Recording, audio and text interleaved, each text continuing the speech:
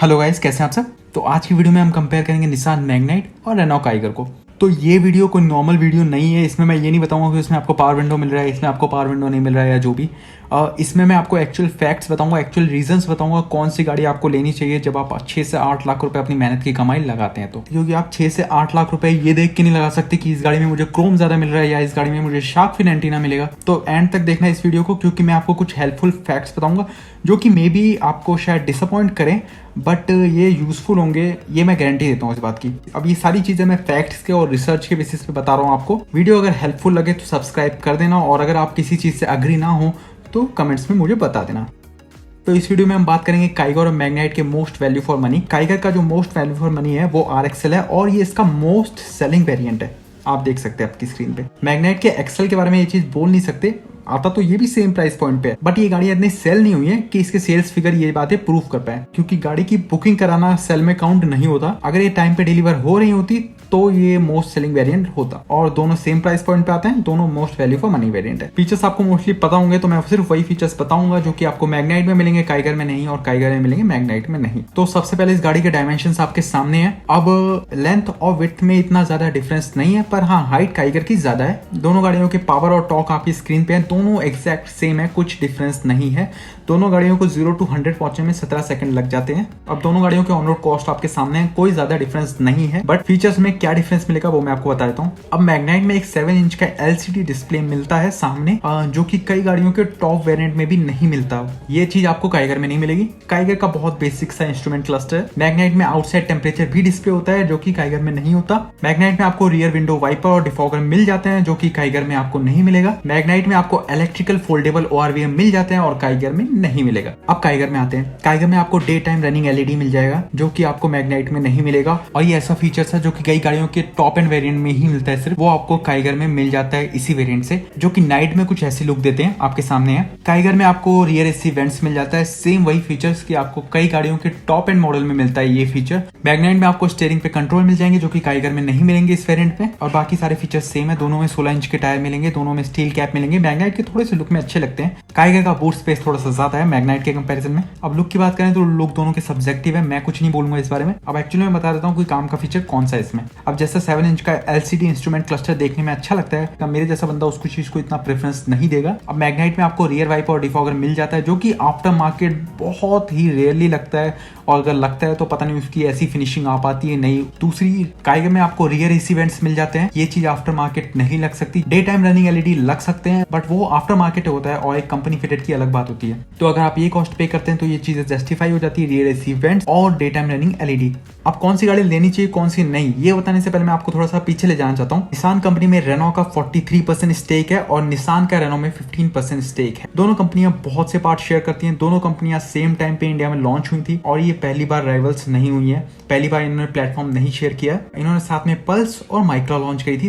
दोनों के same engine, same platform, same power और सेम टॉर्क। फिर दोनों ने सेम टाइम पे लग्जरी सेडान लॉन्च करी, निसान ने सनी और रेनॉ ने स्काला। दोनों का फिर से सेम प्लेटफॉर्म, सेम टॉर्क और सेम पावर। अब ये चारों गाड़ियां आज की डेट में डिसकंटिन्यू है। इन दोनों ने टेरानो और डस्टर भी साथ में निकाली थी, same platform, same engine, same power, same torque. Terrano discontinue हो गई, डस्टर रह गई सेम चीज होने के बावजूद। डस्टर ने 2013 में Indian car of the year का अवार्ड जीता था। उसने अब तक टोटल 29 अवार्ड जीत चुके हैं। और डस्टर के बारे में एक फैक्ट बताऊं कि ग्लोबली डस्टर का नया वर्जन आ चुका है, जो कि इससे काफी एडवांस है, बट इंडिया में वो लॉन्च नहीं हुआ है। इंडिया में अब तक वही सेम पुरानी डस्टर आ रही है, जो कि 2012 में लॉन्च हुई थी और सक्सेसफुल हो रही है। डस्टर की रीसेल वैल्यू आज भी अच्छी है। मतलब आप डिसएडवांटेज देख लो, डस्टर को इतने फीचर्स नहीं देती जिस प्राइस पॉइंट पे आती है। डस्टर एक पुराना मॉडल हो चुका है, ग्लोबली उसका सेकंड जनरेशन आ गया है, तब भी डस्टर की रीसेल वैल्यू और डिमांड आज भी अच्छी है। फिर इन्होंने क्विड निकाली थी, जो कि सक्सेसफुल रही थी। इसके बाद ट्रिवर निकाली थी, जो कि इतनी अच्छी गाड़ी नहीं है, बट फिर भी सक्सेसफुल रही है, क्योंकि जिस प्राइस पॉइंट पे आती है फैमिली कार बनके, वो उस प्राइस पॉइंट पे वर्थ बना देता है इसको।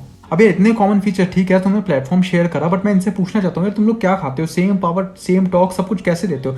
अरे हम लोग दोनों तो एक ही यूनिट है यार, हम लोग अलग थोड़ी है। मुझे तो लगता है ये सेम ही एम्प्लॉय होते हैं इनके, जो कि रात में काइगर की डिलीवरी करते हैं और दिन में मैग्नाइट की डिलीवरी। वेट, मैग्नाइट की तो डिलीवरी नहीं हो रही, मजाक कर रहा हूँ यार।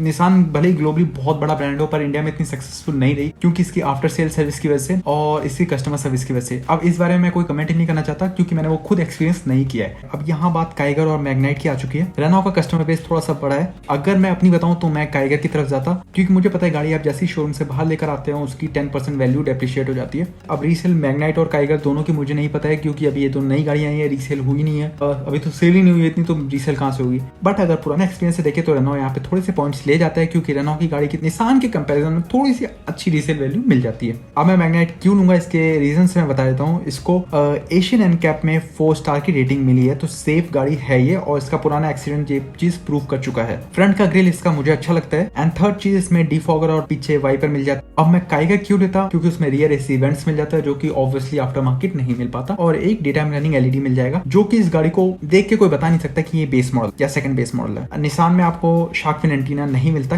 किसी भी वेरिएंट में, बट मैं इस चीज को कंपेयर नहीं करता क्योंकि शार्क फिन एंटीना कोई भी लगवा सकता है 500 रुपए में बाहर से। तो अगर मैं 6 से 8 लाख रुपए अपनी मेहनत की कमाई लगा रहा हूँ तो मैं ये चीज को कंसिडर करूँ कि आफ्टर सेल सर्विसेज की कैसी होगी और अगर मैं इसको रीसेल करने जाऊंगा 6 साल बाद, 8 साल बाद, 10 साल बाद तो मुझे ये एक वैल्यू दे पाएगा या नहीं दे पाएगा। तो यहाँ पे मैं रेनॉ की गाड़ी पे थोड़ा सा भरोसा कर सकता हूँ। अब इसमें भी आप फाइनल डिसीजन ले, उससे पहले मैं बताना चाहता हूँ कि अगर आपने मैग्नाइट बुक कराई है जनवरी से पहले तो आपको ऑब्वियसली वो सस्ती मिली है, उसको कैंसिल करवा के आपको काइगर बुक करना समझदारी नहीं होगी क्योंकि वो आपको ऑलरेडी डिस्काउंटेड प्राइस में मिल रही है। पॉइंट नंबर 2, बहुत टाइम लग रहा है डिलीवरी में और काइगर मुझे मिल जाएगी 1 हफ्ते के अंदर। अभी फिलहाल लॉकडाउन चल रहा है, लोगों की गाड़ियां खड़ी हैं तो उनकी वैल्यू सिर्फ डेप्रिशिएट हो रही है क्योंकि लॉकडाउन में गाड़ियां चल नहीं सकती। आप भले 1 चक्कर लगा लो, 2 चक्कर लगा लो, कोई इतना घुमा नहीं सकते आप गाड़ी को।